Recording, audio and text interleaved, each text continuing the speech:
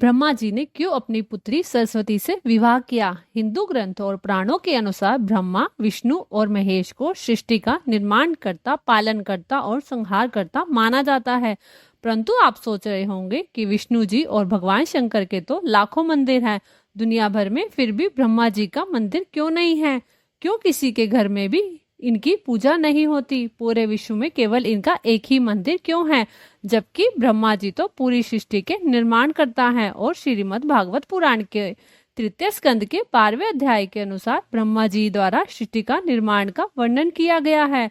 जैसे ब्रह्मा जी ने किसी सृष्टि का निर्माण करने के लिए अपने शरीर के भागों से अलग अलग गुण धर्म की रचना की, जिसमें नारद जी ब्रह्मा जी की गोद से तथा प्रजापति दक्ष ब्रह्मा जी के अंगूठे से और भृंगु ऋषि ब्रह्मा जी की त्वचा से, मरीचि जी मन से और ब्रह्मा जी के अलग अलग भागों से सृष्टि का निर्माण करके अलग अलग जीवात्मा उत्पन्न की, जिनका कार्य भी बिल्कुल भिन्न भिन्न था।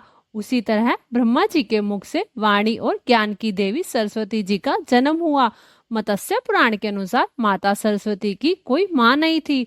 ब्रह्मा जी ने इन्हें सृष्टि में ज्ञान और वाणी के लिए अपने मुख से उत्पन्न किया था। देवी सरस्वती अत्यंत रूपवान थी। देवी सरस्वती का रूप अत्यंत सुंदर था, जिसे देखकर अन्य देवताओं के साथ साथ ब्रह्मा जी भी उन पर मोहित हो गए थे। देवी सरस्वती का जन्म ब्रह्मा जी से हुआ था। इस तरह जब देवी सरस्वती जी को देखकर ब्रह्मा जी उन पर मोहित हो गए, तब पूरे देवलोक में उनकी निंदा होने लगी। इसके बावजूद भी ब्रह्मा जी ने देवी सरस्वती के साथ विवाह किया और लगभग 100 वर्षों के साथ साथ में रहे। इन्हीं दोनों से मनु नाम के मनुष्य का जन्म हुआ। पृथ्वी पर जन्म लेने वाले प्रथम मनुष्य थे, जिन्होंने आगे चलकर पृथ्वी पर मनुष्य की उत्पत्ति की। भगवान ब्रह्मा जी के ऐसे व्यवहार के कारण सभी देवताओं ने मिलकर निश्चय किया कि ब्रह्मा जी की पूजा नहीं की जाएगी। उन्होंने जो किया है वो निंदनीय है। अब बात करते हैं सरस्वती जी ने ब्रह्मा जी को श्राप क्यों दिया। सरस्वती पुराण के अनुसार ब्रह्मा जी ने देवी सरस्वती को अपने मन से उत्पन्न किया था और उनकी सुंदरता को देखकर उन पर मोहित हो गए थे। परंतु जब देवी सरस्वती को ब्रह्मा जी के मन की बात समझ गई, तब ब्रह्मा जी की नजर से बचने के लिए देवी सरस्वती रूप बदलकर छुपकर रहने लगी। परंतु ब्रह्मा जी ने हार नहीं मानी और उनको खोज निकाला और उनसे जबरदस्ती विवाह संबंध बनाया। देवी सरस्वती इसके खिलाफ थी। इसी कारण के चलते देवी सरस्वती जी ने ब्रह्मा जी को श्राप दिया, आपने ये सृष्टि बनाई, परंतु आप इस सृष्टि के निर्माण करता हो, फिर भी पृथ्वी पर कहीं भी आपकी पूजा नहीं की जाएगी। आखिर ब्रह्मा और देवी सरस्वती का संबंध क्या है? हिंदू सनातन धर्म में ब्रह्मा और सरस्वती दो बड़े ही महत्वपूर्ण पात्र हैं। जहां ब्रह्मा को सृष्टि का निर्माण करता कहते हैं, वहीं देवी सरस्वती को उनका ज्ञान का माध्यम प्रदान करती है। इनसे जुड़ी हुई काफी सारी गलतफहमियों में पढ़ने से पहले आपको वेदों और पुराणों को पढ़ लेना चाहिए, क्योंकि वेदों में हिंदू धर्म की सारी जानकारी होती है और इन वेदों में किसी भी देवी देवता के बारे में ऐसा नहीं लिखा है। क्योंकि ब्रह्मा जी और देवी सरस्वती जी को लेकर जो भी भ्रांति फैलाई जा रही है, ऐसा कहा जाता है वो जानकारी सरस्वती पुराण में से ली गई है। परंतु आपको सुनकर हैरानी होगी, सरस्वती पुराण जैसा कोई भी पुराण हिंदू धर्म में मौजूद ही नहीं है। हिंदू धर्म में कुल 4 वेद, ऋग्वेद, यजुर्वेद, सामवेद और अर्थवेद हैं और 18 पुराणों की बातें की गई। और अगर हम बात करें हमारे हिंदू धर्म के 18 पुराणों की, तो उसमें कहीं भी सरस्वती पुराण का कोई भी पुराण नहीं है। और अगर हम बात करें मत्स्य पुराण की, तो उसमें ब्रह्मा जी और सरस्वती जी के विवाह की कोई भी बात देखने को नहीं मिलती। अब आप कहेंगे कि ब्रह्मा जी और सरस्वती जी का आखिरकार संबंध क्या है? सच तो ये है, सरस्वती जी ब्रह्मा जी के मन से प्रकट हुई थी। सरस्वती जी ब्रह्मा जी की बेटी तब मानी जाएगी जब उनकी कोई माँ हो। माँ के बिना संतान का होना असंभव है, जिसके कारण वो ब्रह्मा जी की बेटी नहीं मानी जाएंगी। क्योंकि ब्रह्मा जी का जन्म खुद तो विष्णु जी की नाभि से हुआ था, परंतु उनको तो कोई भी ब्रह्मा जी का पिता नहीं बोलता। ब्रह्मा, विष्णु, महेश तीनों को सृष्टि का कर्ता माना जाता है। इन्हीं के द्वारा किसी कार्य के लिए अगर किसी का प्राकट्य हुआ है, तो वह उसकी संतान नहीं बन जाता। उसी तरह ब्रह्मा जी भी सृष्टि के रचयिता हैं। उनका कार्य भी है सृष्टि की रचना करना। ब्रह्मा जी ने सृष्टि तो बनाई, परंतु उसमें बनाए गए मनुष्य बोल नहीं पाते थे, उनके पास कोई स्वर नहीं था, जिसके चलते ब्रह्मा जी ने देवी सरस्वती जी को प्रकट किया, जिससे वो ब्रह्मा जी के द्वारा बनाए गए जीवों को बुद्धि देने का कार्य करती थी। इसलिए उन्होंने ब्रह्मा जी की बेटी नहीं कहा जा सकता। ठीक उसी प्रकार से जैसे विष्णु जी पालन करता है और उनका साथ देने के लिए माता लक्ष्मी धन दौलत देती हैं, उसी तरह शिव संहार करता है, जिसके लिए आदि शक्ति की आवश्यकता होती है। इसलिए शिव माँ शक्ति अर्थात देवी पार्वती के साथ होते हैं। उसी तरह पृथ्वी पर ज्ञान के संतुलन को बनाए रखने के लिए ब्रह्मा जी ने देवी सरस्वती को अपने साथ रखा और साथ रहने वाली स्त्री को पत्नी का दर्जा दे दिया गया।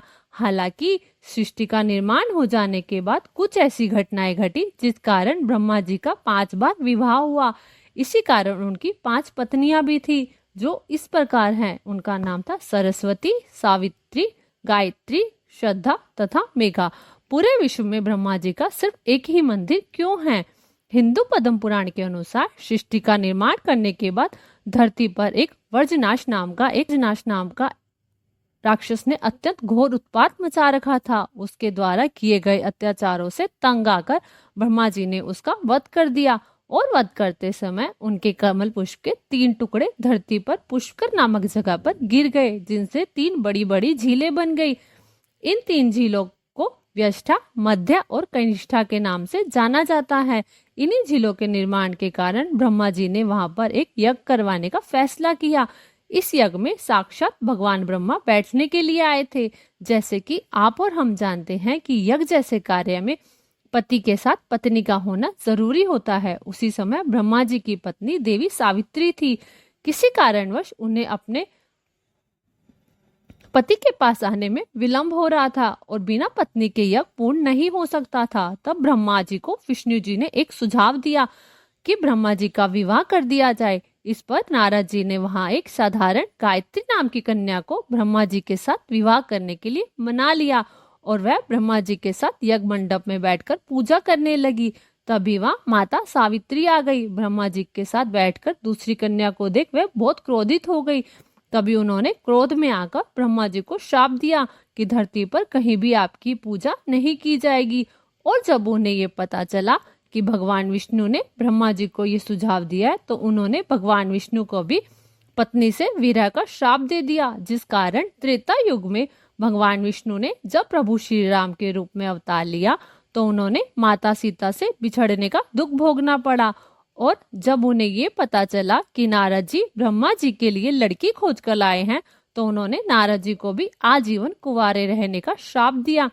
सावित्री का गुस्सा देख सभी देवता डर गए और अपना श्राप वापस लेने को कहने लगे। जब उनका क्रोध कुछ शांत हुआ, तब उन्होंने ब्रह्मा जी पर दया दिखाते हुए कहा कि आपकी पूजा धरती पर सिर्फ पुष्कर में की जाएगी। जिसके बाद देवी सावित्री पुष्कर के समीप रत्नागिरी पहाड़ी पर चली गई और वहां बैठकर तपस्या करने लगी और इसी रत्नागिरी पहाड़ी में खुद को विलीन कर लिया।